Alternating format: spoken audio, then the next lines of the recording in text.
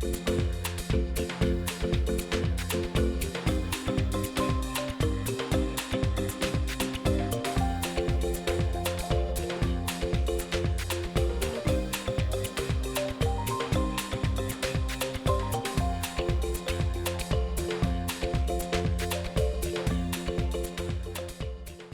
we see the location of Ethiopia and our neighboring countries, Ethiopia is the one with the best topography that can generate hydropower by its nature.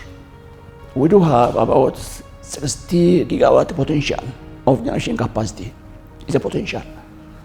So far, what we developed totally is not much more than 10, which means still we do have a lot of potential. Ethiopia is really lucky enough because of the topography and its location to have this opportunity. That is one thing. The second one is our practice too. We have been developing big dams, not only Gerd, by the way. We do have Ethiopian electric power, Ethiopian electric utility. These are institutions that belongs to Ethiopians, which has started building of dams, starting from Malkawakanna. Of course, the big one, the small one, which is probably abandoned, is the Basamwell, here in Akaki. No one knows about it. So for years, we have already developed experience of building of big dams. If you go to Malkawakanna, if you go to Koka, if you go to Takaze, Zegibes, to all three of them, Fincha, or now Gerd, all these things, it has been our practice to manage them, to build them, to administer them. The third one, as we know, hydropower is green energy source. It is not polluting the environment with no carbon emission. And relatively, as the other one also, it is somehow economically visible in terms of the cost. It's also giving us advantage. We have the water too, even though it may not be enough to utilize per capita demand for us. Seasonally, we have a huge amount of water that is generating from our highland. All these things add up together to the positive side and advantage for Ethiopians. This is making Ethiopia as the energy hub of East Africa. If we really work hard together, even we can be the energy hub of Africa, only from hydropower. We can include the solar, huge potential. We can include the wind, huge potential. We can include geothermal, huge potential.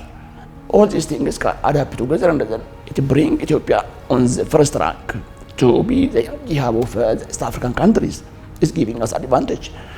So the other parts, which are on our neighbors, they are the opposite. They don't have the potential, they don't have the experience, they don't have the resource too. So the only way they can utilize renewable energies if they get connected to Ethiopia. That is giving us more chance, and I think that is what we have to invest more to address this kind of issue in such a way that we can be leading energy supplier in East Africa too.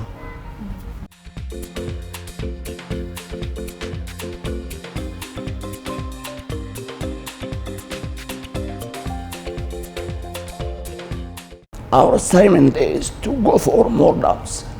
We have to build dams. We have to generate more energy. When we are demanding more energy, we are releasing more water.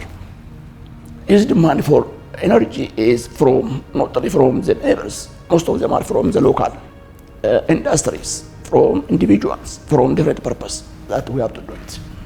So the main work or the main assignment better lies to the Ethiopians. Globally, if you see today, we can imagine what's going on in Iran, US, Israel, and so all those kind of conflict. One or the other way, these conflicts are based on two parameters: water and energy. It is on the water body they are fighting. It is to get access to Hormuz, or now they are trying to coming to Bab el as well, which is very close to us. It is dealing with approaching to the water body is mandatory for nations because they know what does it mean. The second one is the energy one. That is also what we have been suffering recently, the last three or 4 months after breakout of the war, that we are not getting sufficient fuel. This is energy issue. Then Ethiopia should have alternative for that.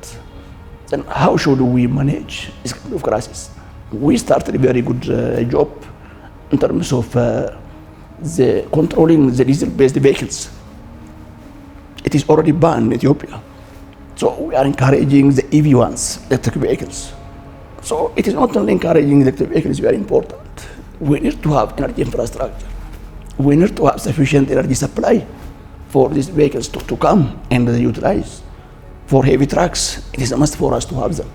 We need to have for transporting of buses, which has to be using the EVs.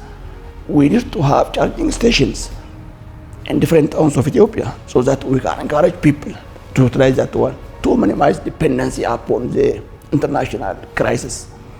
Our energy perspective should also address this one. That is the way we are leading the institution, especially by creating conducive environment in terms of energy policy. Recently, the Minister of Council has approved, and that has been sent to the Parliament and that has been endorsed.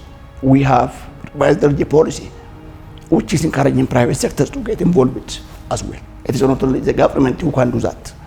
So the government is to create conducive environment for the private sectors so that we can have multiple stakeholders to play a key role for the development of energy infrastructure that can address the local demand, that can help us to manage the global crisis that we are facing, and also that can address the neighboring or the regional demand in terms of the energy.